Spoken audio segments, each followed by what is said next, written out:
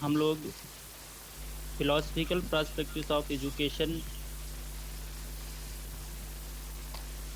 के अंतर्गत अभी तक पिछली क्लास में सांख्य दर्शन के बारे में देखा। क्या होता है सांख्य दर्शन, काफ़ी डीप स्टडी करी उसकी, काफ़ी अच्छा एक्सप्लेन करा था सर ने।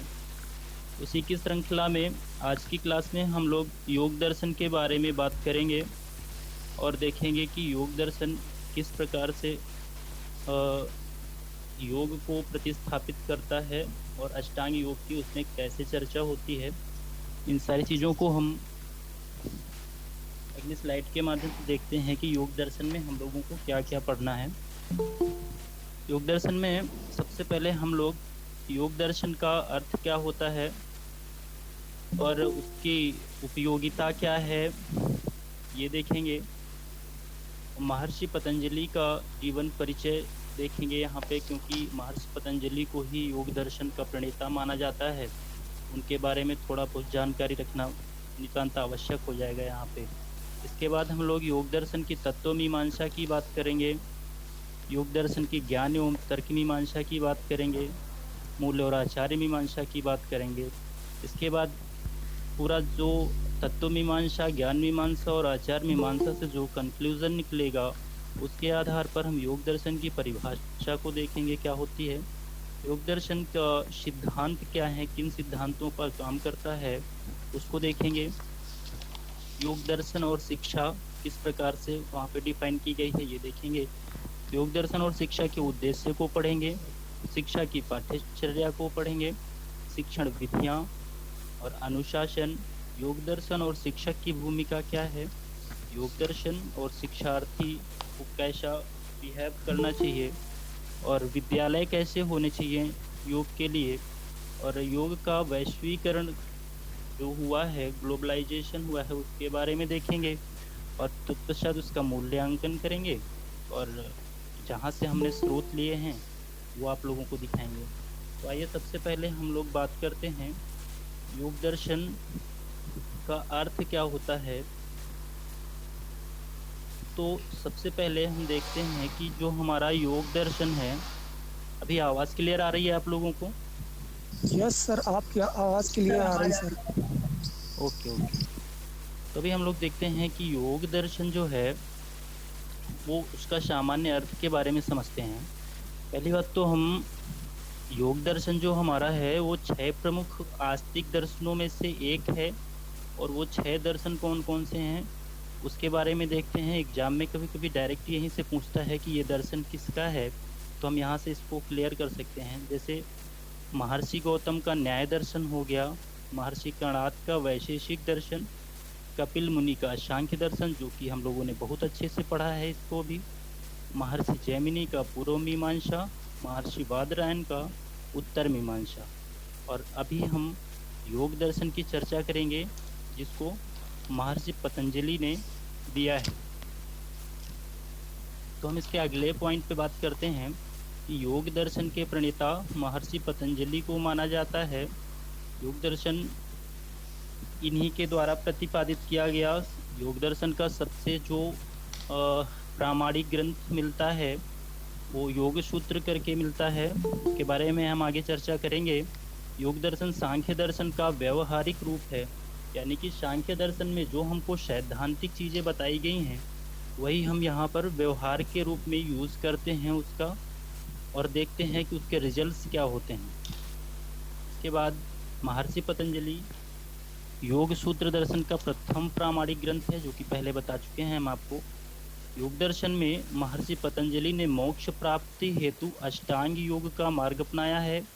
बेसिकली हम देखें तो हमने अभी तक जो भी सांख्य दर्शन में पढ़ा है वो ज्यों का त्यों पूरा हमें योग दर्शन में भी पढ़ना है। यहाँ पे बस अंतर इतना हो जाता है कि हम अष्टांग योग को एक्स्ट्रा जोड़ते हैं यहाँ पे, और सबसे ज़्यादा जो फोकस करते हैं अष्टांग योग पर ही करते हैं। तो इसका जो नेक्स्ट पॉइंट है, सामान्यतः जीवात्मा और परमात्मा का मिलन ही योग है।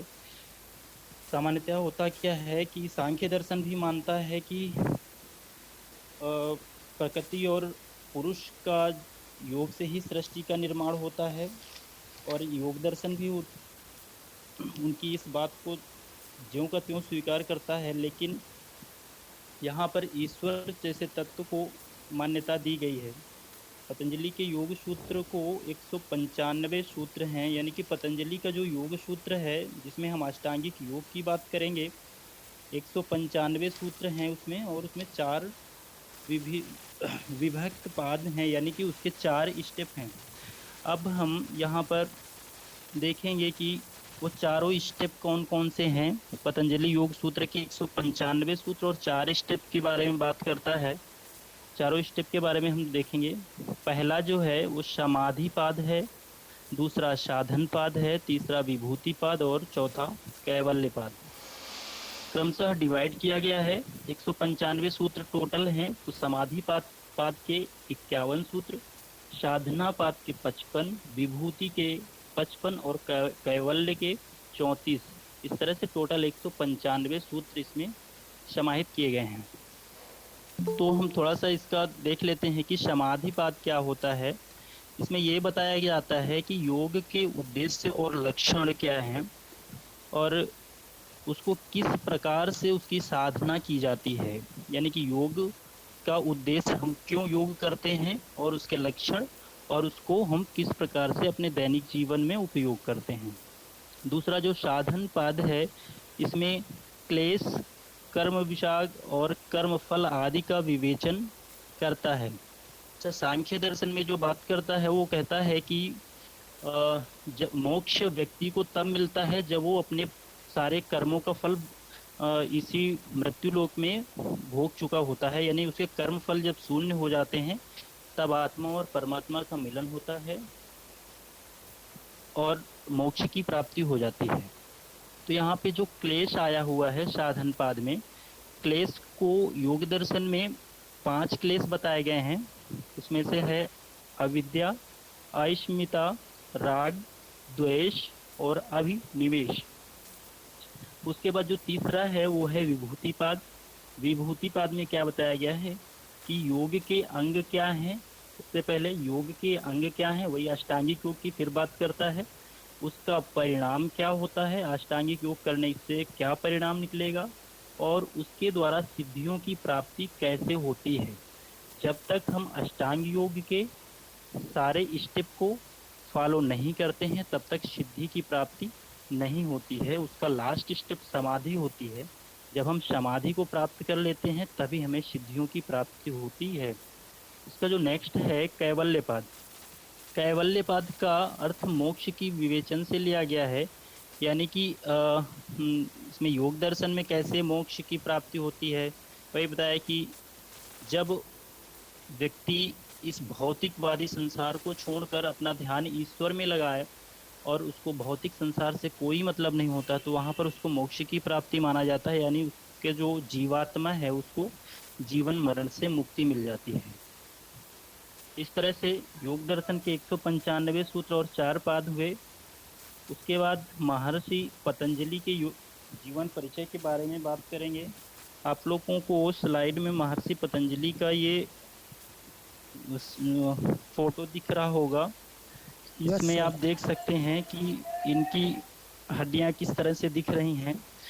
तो जैसे ही हम समाधि की प्राप्त करते हैं तो हमें इस भौतिक संसार से कोई मतलब नहीं होता है। हमारे शरीर में क्या हो रहा है क्या नहीं हो रहा है इससे कोई फर्क ही नहीं पड़ता है।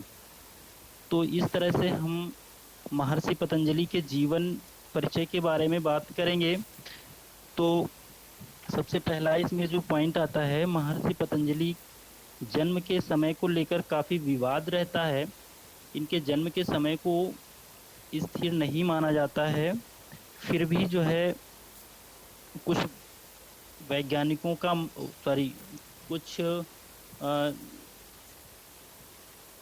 साधु संतों का मत है, कुछ व्याकरणाचार्यों का मत है कि 150 ईसा पूर्व इनका जन्म माना जाता है। और अगर इनके जन्म स्थान के बारे में बात करें तो एक गोनार्द नामक गांव बताया गया है। इसमें भी विवाद माना जाता है। आर्य कहते हैं कि इनका उत्तर भारत में जो है गोनार्द गांव पड़ता है, और फिर बताया जाता है कि नहीं, गोंड प्रदेश में ये रहते थे, वहाँ पे गोनार्द नामक गांव है। फिलहाल सब के मतों को देखते हुए गोनार्द नामक गांव में ही इनके जन्म का उल्लेख मिलता है। और इनके जन्म से लेकर एक कहानी प्रसिद्ध है। उस कहानी के बारे में थोड़ा सा हम जानते हैं क्या है। होता क्या है कि अ, महर्षि पतंजलि को शेषनाग का अवतार माना जाता है। तो अभी महर्षि पतंजलि एक बार शेषनाग के अवतार में ही रहते हैं पहले तो। अभी तो इनका जन्म भी नहीं हुआ, उसके पहले की कहानी है ये, थोड़ा सा ध्यान दीजिएगा इस पे। आप लोग जानते हैं कि शेषनाग जो है भगवान विष्णु का आसन है। तो हुआ क्या एक बार कि भगवान शंकर जो है अपना तांडव नृत्य कर रहे थे, और भगवान कृष्ण भगवान विष्णु जो है अर्ध सुप्तावस्था में ही थे, यानी कि ना तो पूरी तरह से जग रहे थे ना तो सो रहे थे, और अपनी शेषनाग सैया पर ही थे। तो अर्ध सुप्तावस्था में उन्होंने उनका वो जो नृत्य था, तांडव नृत्य, वो देख रहे थे। और इतना ज्यादा प्रफुल्लित हो रहे थे कि उनका जो सुख था उस क्षण का, वो उनके शरीर में समाता हुआ नहीं दिख रहा था। तो क्या हो रहा था कि वो अपने शरीर को बढ़ाना शुरू कर देते हैं। तो एक सीमा ऐसी आती है कि जब उनका शरीर बहुत बड़ा हो जाता है और शेषनाग जी जो है उनका भार वहन नहीं कर पाते हैं, तो एक आवाजें निकलने लगती हैं। शेषनाग जी फुफकार अपने फन से निकालने लगते हैं। तब माता लक्ष्मी अपने स्वामी को जगाती हैं कि स्वामी ये आप क्या कर रहे हैं, अनर्थ हो जाएगा। तभी भगवान विष्णु की नींद खुलती है और वो अपने सामान्य रूप में आते हैं। तभी शेषनाग जी पूछते हैं कि भगवान आप क्या हमारी परीक्षा लेना चाहते थे, आप क्या कर रहे थे, ये थोड़ा सा इसके बारे में बताइए हमको। तो शेषनाग जी को भगवान विष्णु जी कहते हैं नहीं, ये भगवान शिव का इतना अच्छा नृत्य था कि उसको देखते हुए हमें पता ही नहीं चला कि क्या कैसे हो गया। तभी शेषनाग जी ने भगवान विष्णु से भगवान शिव के नृत्य को देखने की इच्छा जाहिर करी। तो भगवान विष्णु ने कहा कि आपको इसके लिए मानव जन्म लेना होगा, और वहीं पर आप भगवान शंकर का या शिव जी का आप तांडव नृत्य देख पाएंगे। तो होता क्या है कि भगवान विष्णु का आदेश मिलता है और ये पृथ्वी लोक में आ जाते हैं और विचरण करने लगते हैं कि कहीं पे अब हमें जन्म लेना है। तो इनकी जो माता का नाम बताया जाता है गोणिका बताया जाता है। तो जो गोणिका थी, ये अपने पुत्र रत्न की प्राप्ति के लिए तपस्या कर रही थी। और टहलते टहलते शेषनाग जी ने देखा कि ये महिला है, इनको पुत्र रत्न की जरूरत भी है, भगवान की तपस्या भी कर रही हैं। तो जैसे ही इन्होंने अर्घ्य देना चाहा सूर्य जी को सुबह सुबह, तो इन्होंने क्या किया कि शेषनाग जी इनके अंजलि में बैठ गए। अंजलि यानी कि दोनों हाथों को मिला के जब भगवान को अर्घ्य देते हैं उसको अंजलि बोलते हैं। अंजलि में बैठ गए और जैसे ही जल को नीचे डाला गया, वैसे ही एक बालक के रूप में प्रकट हो गए। और जैसे ही गोणिका ने देखा तो उन्हें एक पुत्र रत्न के सामने प्राप्ति हो जाती है। और अंजलि के द्वारा पतन हुआ इनका, यानी कि नीचे पृथ्वी लोक पर आए, तो इसलिए इनका नाम भी वहीं से पतंजलि पड़ गया। तो इस तरह से इनका नामकरण हुआ और इनके माता का जो है वो हुआ कि इनको पुत्र रत्न की प्राप्ति हुई। अब इनके जन्म से संबंधित ये कहानी थी। अब इनका जो मेन उद्देश्य था पृथ्वी लोक में आने का, वो भगवान शिव का तांडव नृत्य देखने का था। तो इन्होंने कैसे देखा उनका तांडव नृत्य, उसके बारे में थोड़ा चर्चा करेंगे। और अध्यापन कार्य भी किया इन्होंने, उसके बारे में थोड़ी सी चर्चा करेंगे। पतंजलि बचपन से ही बड़े कुशाग्र बुद्धि के थे क्योंकि वो शेषनाग का अवतार ही थे। तो क्या होता है कि शिव जी ने उन्हें चिदम्बरम क्षेत्र में अपना तांडव नृत्य दिखलाया और वहीं पर उनसे पदशास्त्र पर भाष्य लिखने का आदेश दिया। तो चिदम्बरम में रहकर ही पतंजलि ने पाणिनि के सूत्रों का तथा कात्यायन के वर्तिकाग्र पर विस्तृत भाष्य लिखा। और इस विस्तृत भाष्य के अध्ययन के लिए हजारों छात्र दूर दूर से चल के महर्षि पतंजलि के पास आने लगे। तो अब एक साथ इतने लोगों को शिक्षा देना तो संभव था नहीं, तो महर्षि पतंजलि क्या करते थे कि एक पर्दा लगा लेते थे, यानी कि एक पर्दा टाइप का लगा लेते थे, और उसके पीछे जो है वो यवनिका बोलते हैं पर्दे को, यवनिका, यवनिका लगा लेते थे, और उसके पीछे शेषनाग का अवतार लेके एक साथ हजारों लोगों को शिक्षा अलग अलग तरीके से दिया करते थे। और उन्होंने अपने शिष्यों को साफ इंस्ट्रक्शन दिया था, मना किया था कि आप लोग यवनिका के अंदर ना देखें। फिर भी बाल अवस्था होती है, कौतूहल होता है कुछ जानने का, जैसे हम लोग भी हैं या जो छोटे बच्चे हैं, उनको जो चीज़ मना करो वो जरूर करेंगे, क्योंकि एक अलग से उत्सुकता ही होती। मानव जाति का ये एक नेचर है कि जिस चीज़ के लिए मना करो उसको वो जरूर करना चाहता है। तो इस तरह इनके शिष्य भी थे। जैसे ही उन्होंने अवनिका हटा के देखना चाहा कि ऐसा कैसे करते हैं, ये एक साथ इतने लोगों को कैसे शिक्षा देते हैं, तो शेषनाग जी का इतना ज़्यादा प्रकोप था, यानी इतना तेज था कि एक साथ जितने के जितने स्टूडेंट थे सारे वहीं पे भस्म हो जाते हैं। और उनका एक शिष्य बचता है जो कि किसी कार्य के लिए बाहर गया होता है। जब वो आता है तो भगवान महर्षि पतंजलि ने उनको आदेश दिया कि एक काम करें कि आप अब इसका जो है पठन पाठन आगे बढ़ाइए। और इतना कह के पतंजलि जी फिर से चिदम्बरम वापस लौट जाते हैं। तो ऐसी तो उनकी अध्यापन की कहानी थी, अध्यापन कार्य ऐसा उन्होंने किया। उनके रचनाओं की बात करें तो उनकी तीन रचनाएं बहुत ही मुख्य हैं। वो है महाभाष्य, जिसके बारे में भी चर्चा किया गया, योग सूत्र, अष्टांगिक योग पढ़ेंगे इसके अंतर्गत, और आयुर्वेद ग्रंथ। सबसे पहला आयुर्वेद ग्रंथ भी इन्होंने लिखा, चिकित्सा के क्षेत्र में काफ़ी कुछ योगदान किया। और जो अष्टांग योग है इसको भी चिकित्सा से रिलेट किया है। इन सारी चीज़ों को हम आगे चर्चा करेंगे, कैसे इन्होंने अष्टांग योग को चिकित्सा चिकित्सा से रिलेट किया है। और आधुनिक युग में तो देश में ही नहीं, विदेश के बड़े बड़े डॉक्टर्स जो हैं, इंजीनियर्स हैं, जो कभी योग को मानते ही नहीं थे कि योग जैसी क्या चीज़ होती है, एलोपैथी पे ज़्यादा विश्वास करते थे, अब वो अच्छे अच्छे न्यूरो सर्जन डॉक्टर्स भी अब योग को मानते हैं। और कोई भी समस्या अगर ऐसी होती है तो वो भी योग करने के लिए सलाह देते हैं। इन सारी चीज़ों की चर्चा करेंगे। तो अब सबसे पहले हम देखते हैं योग दर्शन की तत्व मीमांसा क्या है। तो योग दर्शन सांख्य दर्शन की तत्व मीमांसा को स्वीकार करता है, जैसा का जैसा पूरा का पूरा वैसा ही स्वीकार कर लेता है।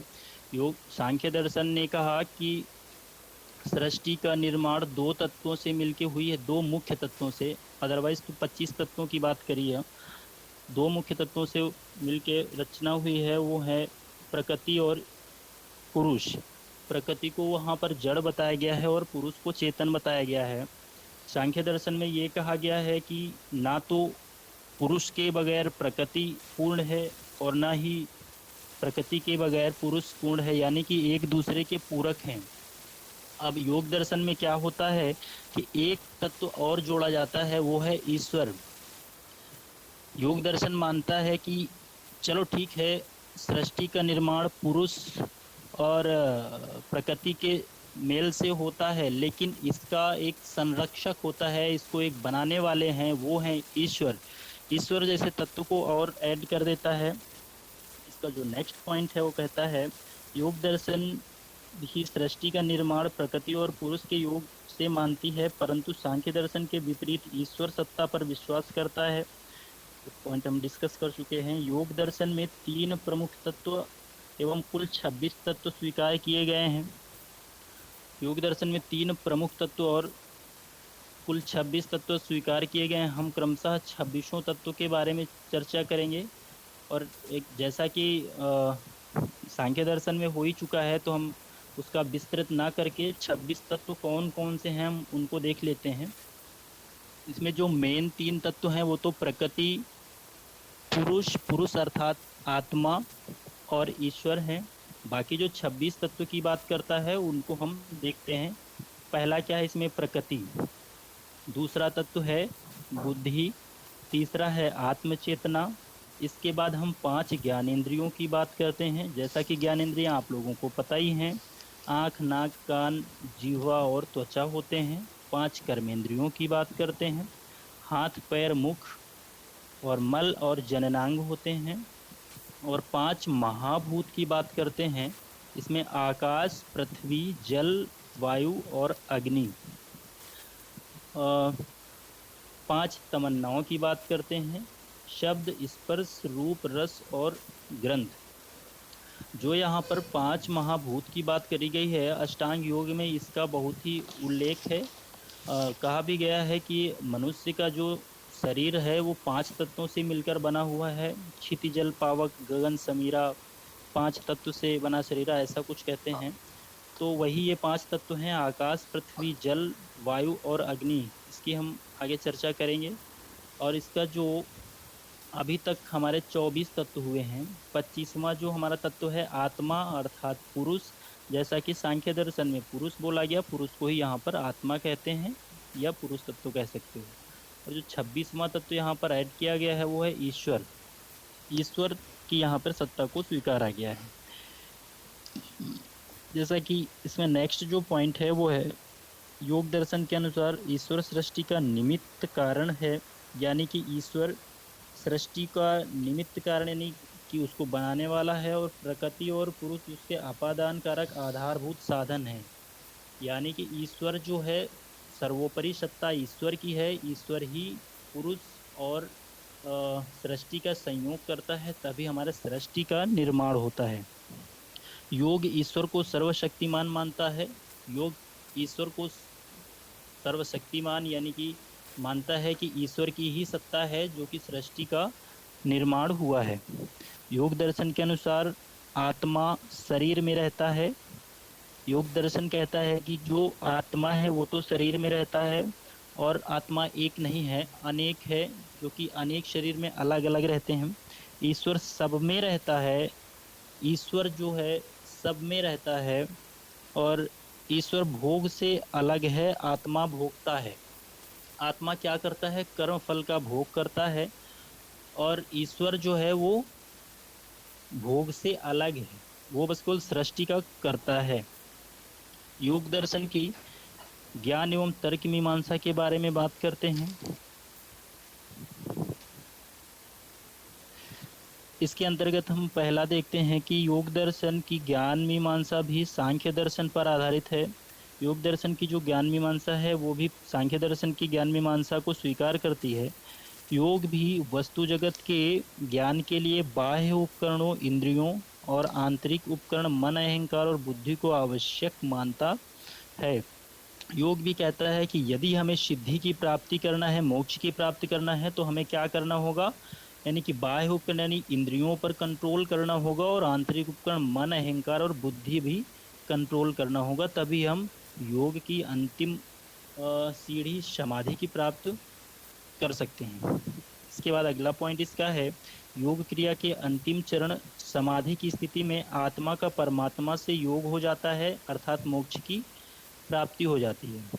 यानी कि योग क्रिया की जो स्टेप्स हैं, 8 स्टेप्स हैं अष्टांगिक योग के, और जब तक हम सबसे अपर के स्टेप पर पहुंचते हैं, यानी समाधि के स्टेप पर पहुंचते हैं, तब क्या होता है, हमें सांसारिक मोह माया से मुक्ति मिल जाती है, हमारा आत्मा और परमात्मा का मेल हो जाता है, और हमें मोक्ष की प्राप्ति हो जाती है।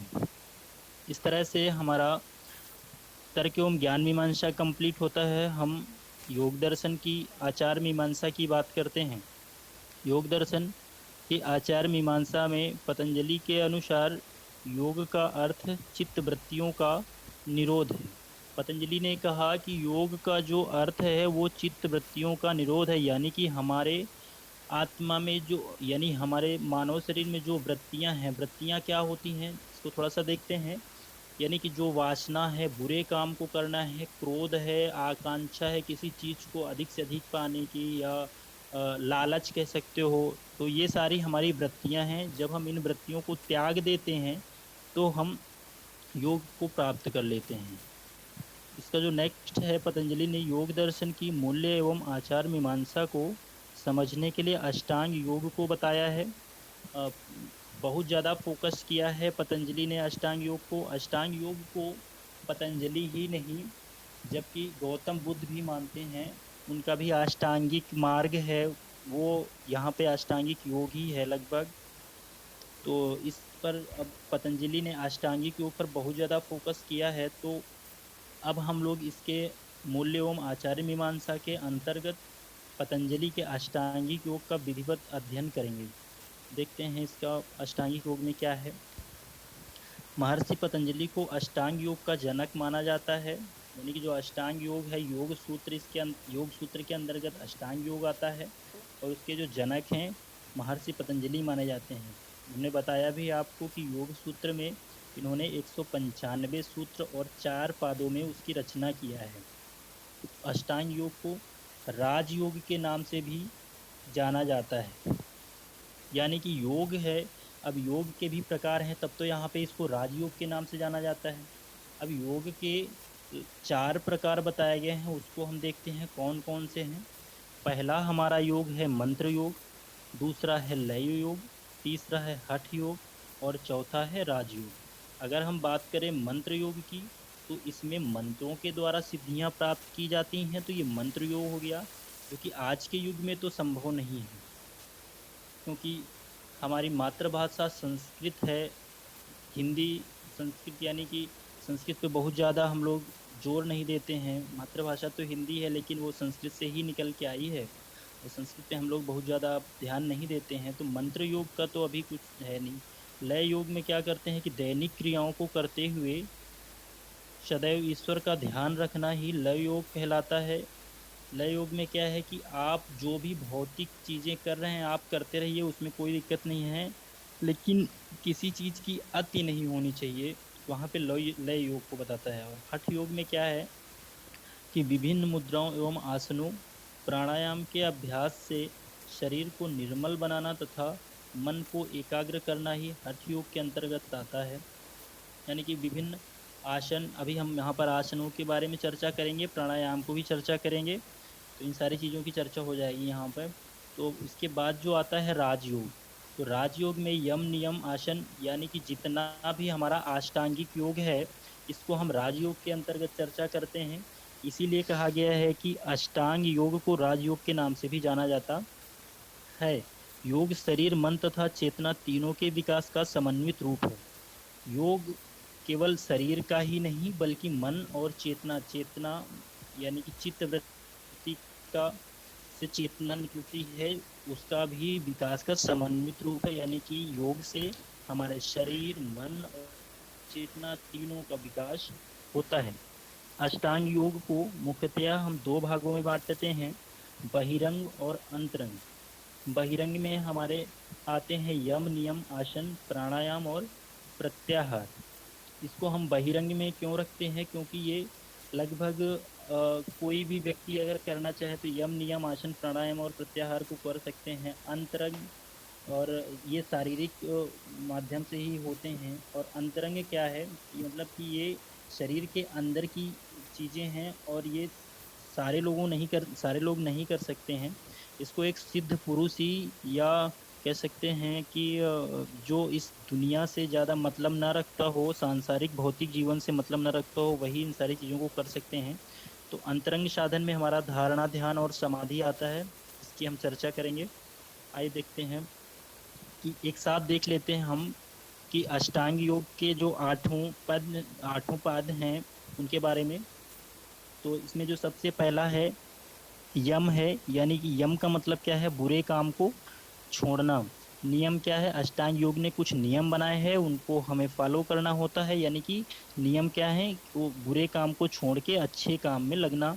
आसन क्या है, शरीर स्वस्थ रखना। आसन का जो मुख्य कार्य है वो शरीर को स्वस्थ रखना है।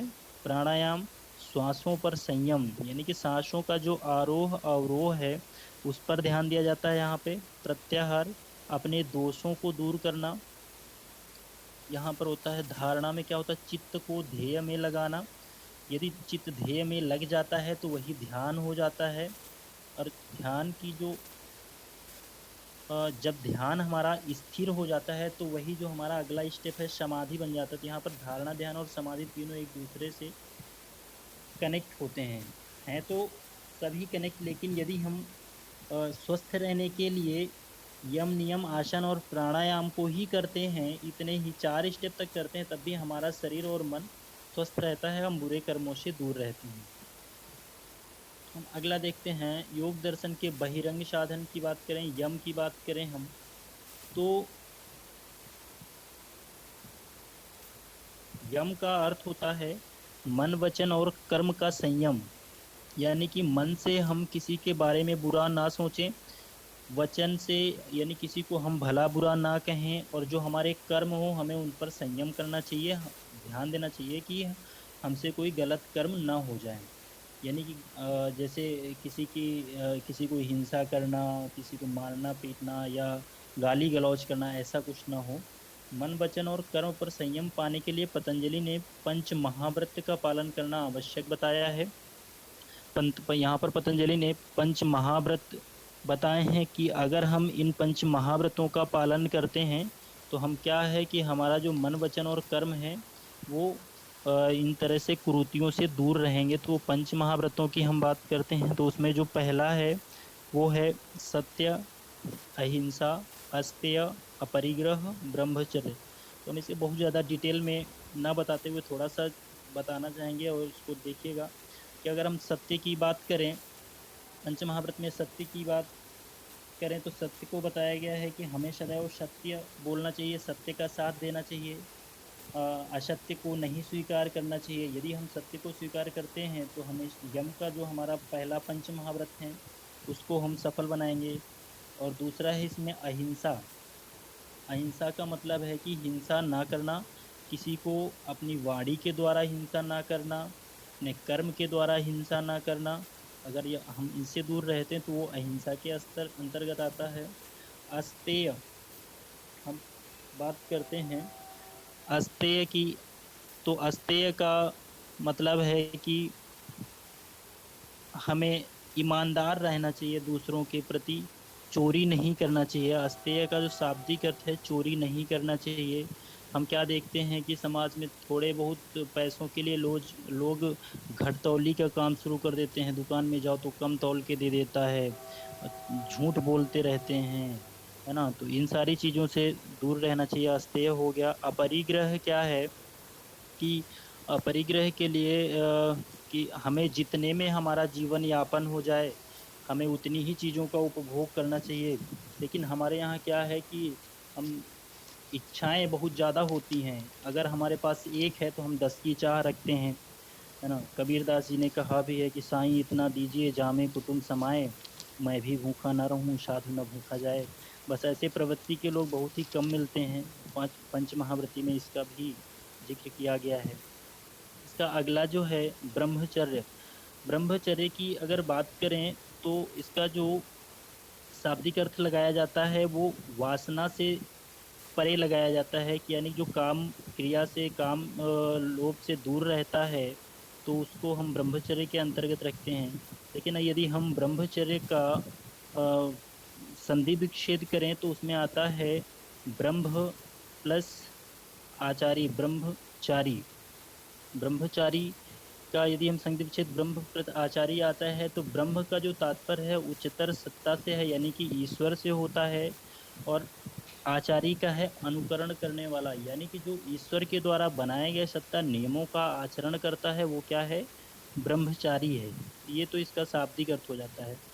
वास्तव में जो 5 यम भी ब्रह्मचर्य के अंतर्गत आते हैं, यानी कि ये जो यम पंच महाव्रत बताए गए हैं ये सारे ब्रह्मचर्य के अंतर्गत आ जाते हैं अगर इसको सूक्ष्मता से देखा जाए तो इस तरह हमने पंच महाव्रतों की यहाँ पर चर्चा करी।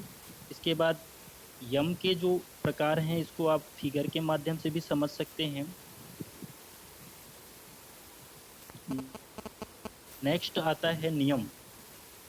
अगला हम बात करते हैं नियम की। तो पतंजलि ने अष्टांग योग में यम के पश्चात नियम का स्थान दिया है, यानी कि दूसरे स्टेप में नियम को बताया है। नियम का अर्थ है किसी भी कार्य का पालन अथवा सदाचार का पालन करना। यानी कि हर संस्था के या कह सकते हो कि हर समाज के कुछ नियम होते हैं और उसका उस समाज में उस संस्था में रहते हुए हमें पालन करना होता है। जैसा कि अभी फर्स्ट क्लास में एचओडी सर, हेड सर पूछ रहे थे हम लोगों से कि क्या करना चाहिए, ऐसे लोगों को अपियर कराना चाहिए नहीं कराना चाहिए। तो उस संस्था के कुछ रूल्स रेगुलेशन हैं। तो सभी लोगों ने ये सलाह दिया कि नहीं सर, वहाँ के जो रूल्स रेगुलेशन हैं, नियम हैं, उनको आप बना के रखिए और जो उचित कार्यवाही हो आप वो करिए। तो ऐसा ही अष्टांग में भी नियम है और उनको हमें फॉलो करना होता है। तो वो नियम कौन कौन से हैं उसके बारे में हम चर्चा करेंगे। 5 नियम बताए हैं इन्होंने: शौच, संतोष, तप, स्वाध्याय, प्राणिधान। बात करें शौच की, तो शौच का हमारा तात्पर्य होता है सफाई से। यहाँ पर आंतरिक और बाह्य दोनों तरह की सफाई की बात करी गई है। यानी कि अगर बाह्य शौच की हम बात करें तो बाह्य शौच का मतलब हमारे शारीरिक सफाई से होता है कि हमें हमेशा अपना शरीर जो है साफ सुथरा रखना चाहिए, आसपास सफाई रखनी चाहिए। जैसे स्वच्छता अभियान भी चलाया जाता है। अब उसको कितना लोग फॉलो करते हैं, वो हम लोग का अपना ड्यूटी है कि हमें क्या करना है, कितना स्वच्छता अभियान का फॉलो करना है। तो ये तो बाह्य सोच की क्रिया हो गई। अब आंतरिक सोच क्या है कि हम अपने मन को कितना फ्रेश रखते हैं, कितना स्वच्छ रखते हैं। यानी कि सांसारिक मोह माया से हमारा पड़ोसी क्या कर रहा है कोई मतलब नहीं रखना है उससे, और दुनिया के ये प्रपंच बवाल से दूर रहना।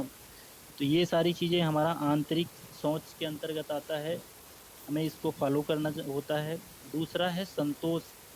संतोष में क्या है कि आज अगर आज के बात में आज की दृष्टि से देखें तो संतोष क्या है कि हमारे पास जितनी भी चीजें हैं, जितने उपकरण हैं, हमें उससे संतोष व्यक्त करना चाहिए। लेकिन आज के युग में तो 90% क्या 99% लोगों की बात करें तो संतोष नाम की चीज तो है ये नहीं है। है ना, देख रहे हैं पड़ोसी के घर में अगर कार आ गई है तो भैया हमें भी कार चाहिए एट एनी रेट, किसी भी कंडीशन पे। चाहे फिर जेई साहब को कुछ भी करना पड़े और दूसरे दिन कार आती है। तो ये तो संतोष हो गया। लेकिन यम का अष्टांगिक योग में जो संतोष बताया गया है, इसका यही है कि हमें जो भी हमारे पास है हमें उसमें संतुष्ट रहना चाहिए। स्वाध्याय की बात करते हैं। स्वाध्याय की जो बात करते हैं उसमें सबसे पहले होता है कि मनुष्य अपने आप को जाने कि हम क्या हैं, अपने आप पर नियंत्रण रखे। जब हम अपने आप को ही नहीं समझ पाते हैं और पड़ोसियों की बात करते हैं कि अरे वो तो ऐसे हैं, फलाना ऐसा कर रहा वैसा कर रहा, तो क्या करना चाहिए? सबसे पहले हमें अपने आप को जानना चाहिए। उसके बाद हमारा आता है स्वाध्याय। स्वाध्याय हो गया।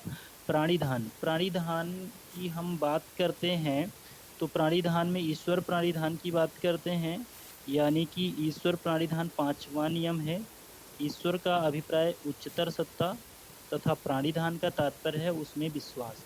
यानी कि जो इसका अगला नियम है वो ईश्वर की सत्ता पर हमें विश्वास करना चाहिए। ये तो हुए नियम, जैसा कि फिगर के माध्यम से भी दिखाया गया है, आप देख सकते हैं यहाँ पर। नेक्स्ट आता है आसन की बात करते हैं।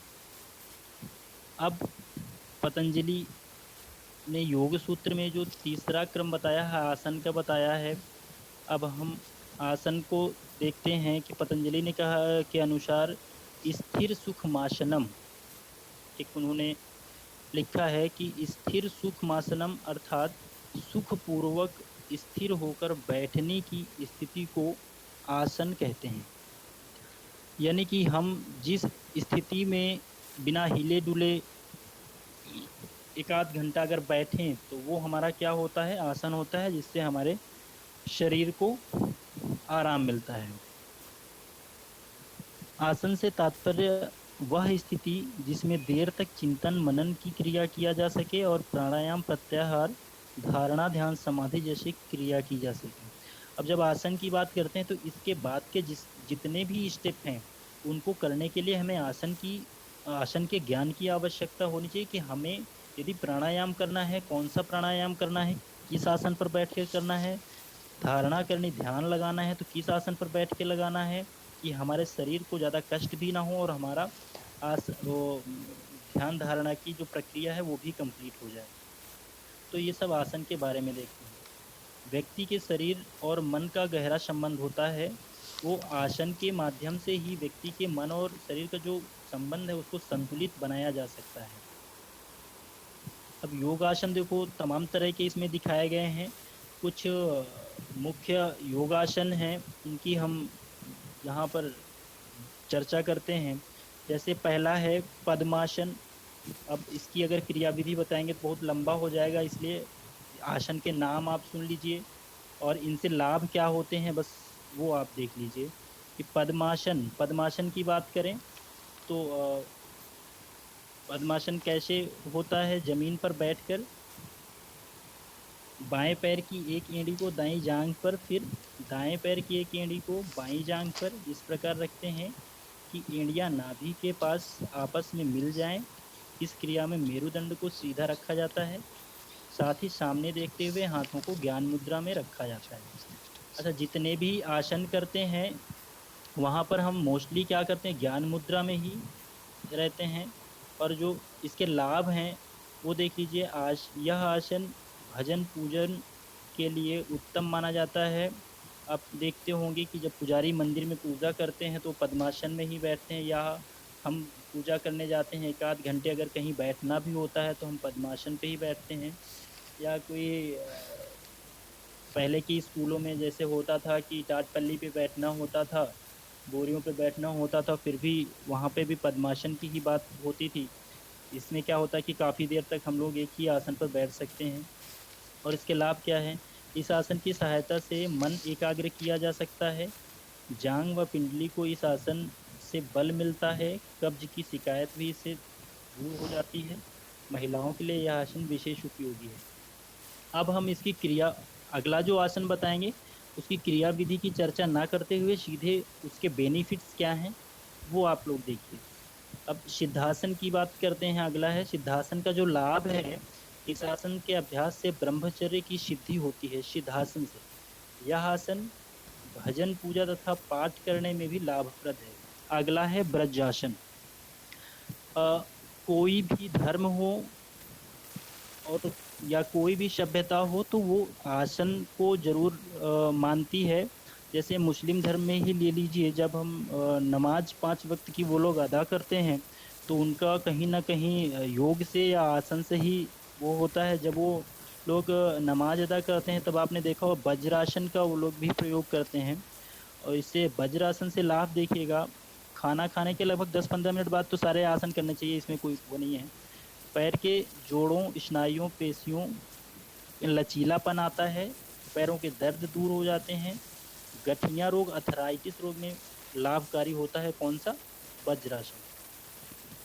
और इसी तरह से कई सारे आसनों की बात यहाँ पर की गई है, उसमें से जो मुख्य हैं उसमें कुकुटाश।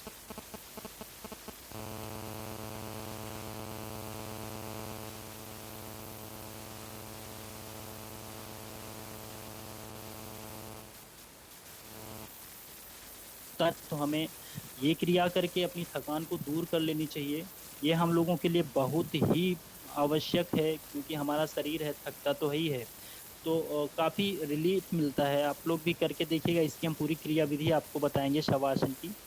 शवासन में होता क्या है कि किसी भी आरामदायक स्थान पर समतल जगह पर कंबल अथवा तख्त पर पीठ के बल लेट जाइए। शवासन जैसा कि शब्द से ही स्पष्ट हो रहा है कि शव की तरह, यानी कि जैसे डेड बॉडी होती है, बिल्कुल हिलना डुलना नहीं, अपने शरीर को बिल्कुल ढीला छोड़ देना। यानी कि किसी समतल जगह पर पीठ के बल लेट के अपने शरीर को पूरी तरह से ढीला छोड़ देना और हथेलियों को पृथ्वी की ओर और गर्दन सीधी रखना। इसे भी अंग पर अनावश्यक तनाव का नियंत्रण नहीं, यानी कि पूरे शरीर को ढीला छोड़ दीजिए, किसी भी शरीर अंग पर तनाव न रखिए। तो ऐसा तो होता है शवासन। और इसके लाभ क्या हैं? इस आसन से समस्त शरीर में स्फूर्ति, उमंग, उत्साह का संचार होता है। हृदय रोगियों का, तीव्र रक्तचाप के रोगियों के लिए लाभकारी होता है। नींद में कमी आती है और शरीर को आराम पहुंचता है। तो इस तरह से हमने आसनों के बारे में चर्चा की है। अब इसका जो अगला है वो है प्राणायाम। हम बात करते हैं प्राणायाम की।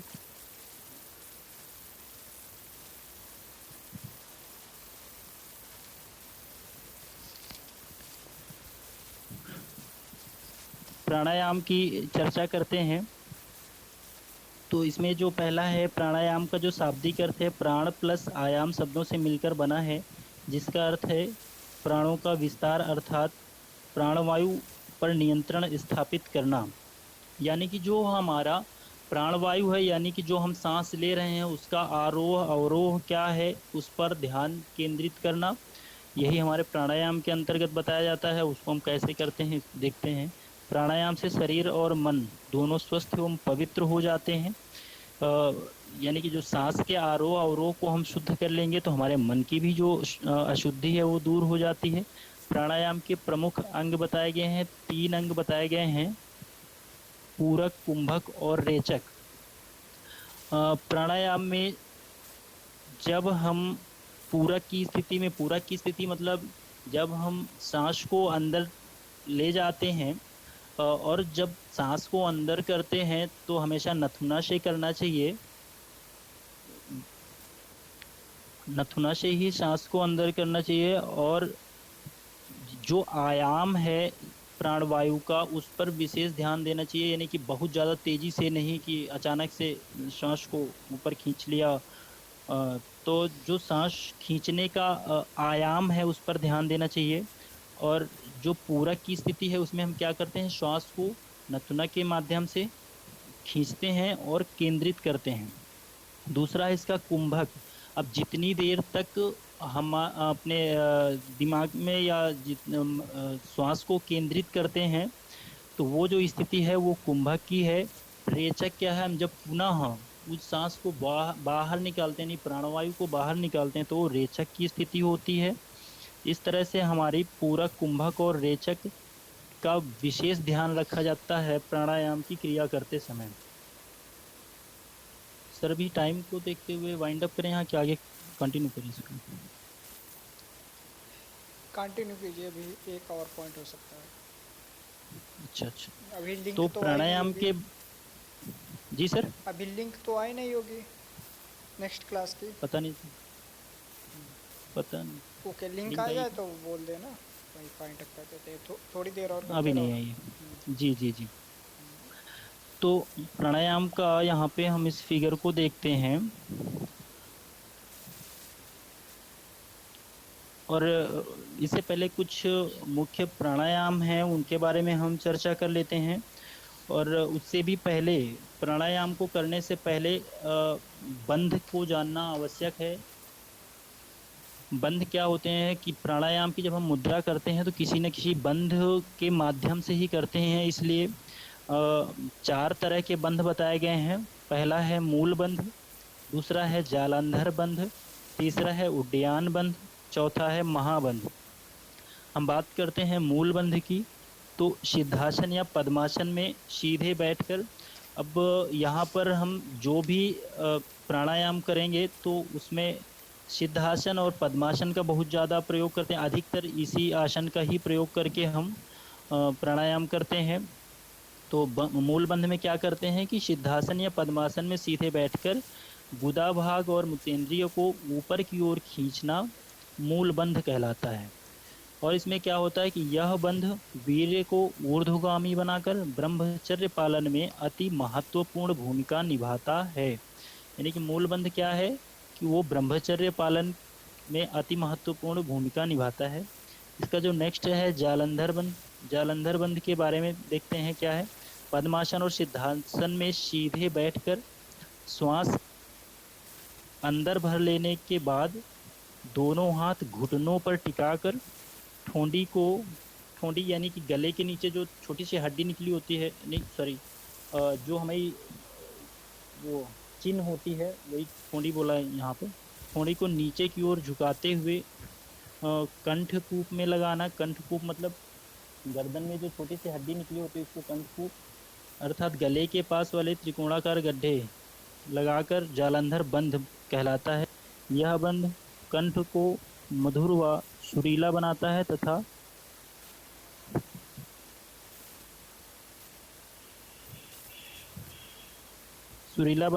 गले में सभी रोगों जैसे थायराइड, टाइंसिल आदि के लिए लाभप्रद होता है। अगला है उड्डयन बंध। उद्यान बंद में हम क्या करते हैं, सबसे पहले तो पद्मासन या सिद्धासन पर बैठना होता है। फिर नाभि के नीचे एवं ऊपर के 8 अंगुल हिस्से को पश्चिमोत्तर करने को उद्यान बंद कहते हैं। ये सारे जो बंद हैं और जो आसन हैं, प्राणायाम हैं, यदि उनको प्रैक्टिस करके बताया जाए तो ज़्यादा समझ में आता है। हम यहाँ से बताते हैं, बताएंगे या कोई भी बताएगा तो जब जब तक उसका प्रैक्टिस नहीं होगा तब तक बहुत ज़्यादा बेनिफिट नहीं है, बहुत ज़्यादा समझ में नहीं आने हैं। इसका जो अगला है महाबंध। महाबंध क्या है कि पद्मासन या सिद्धासन आदि किसी भी ध्यानोपयोगी आसन में बैठकर तीनों बंधों मूल लगाना महाबंध कहलाता है। इसमें क्या होता है कि बल एवं बुद्धि में वृद्धि होती है इससे। ठीक है, तो ऐसा हो गया हमारा प्राणायाम। अब इसका जो अगला है प्रत्याहार की हम चर्चा करेंगे।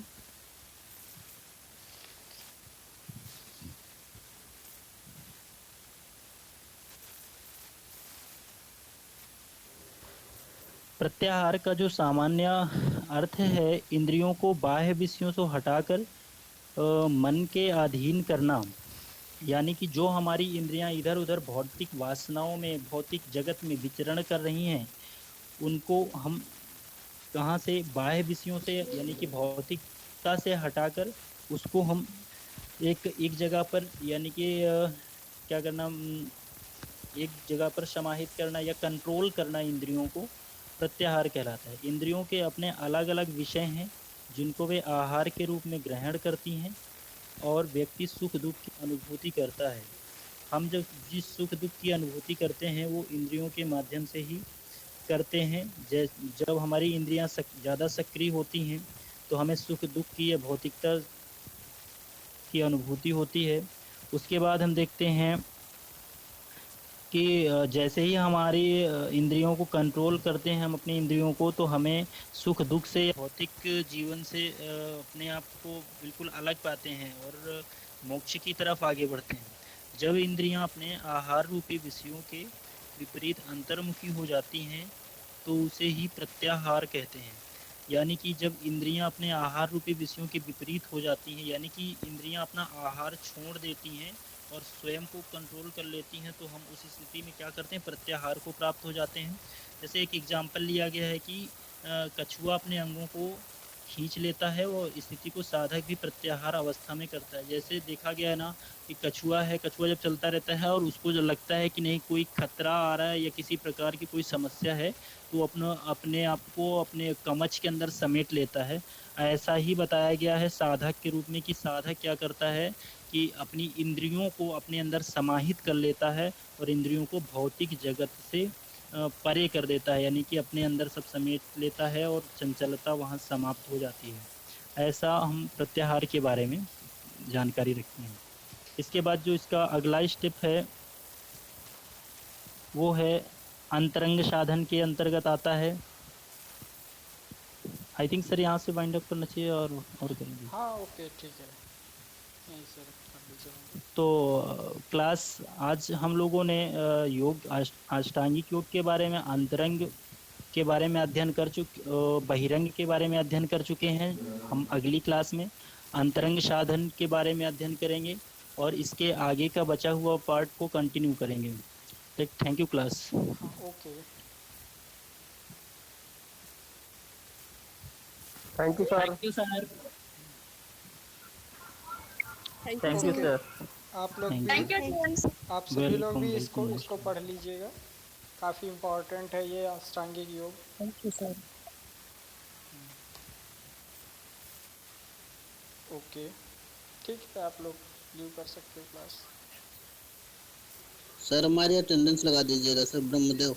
हाँ ओके, अटेंडेंस हो चुकी है सभी की। ओके पूनम की भी। सर हम थोड़ा लेट ज्वाइन किए थे, 2 मिनट लेट ज्वाइन किए थे सर। अच्छा अच्छा ठीक है,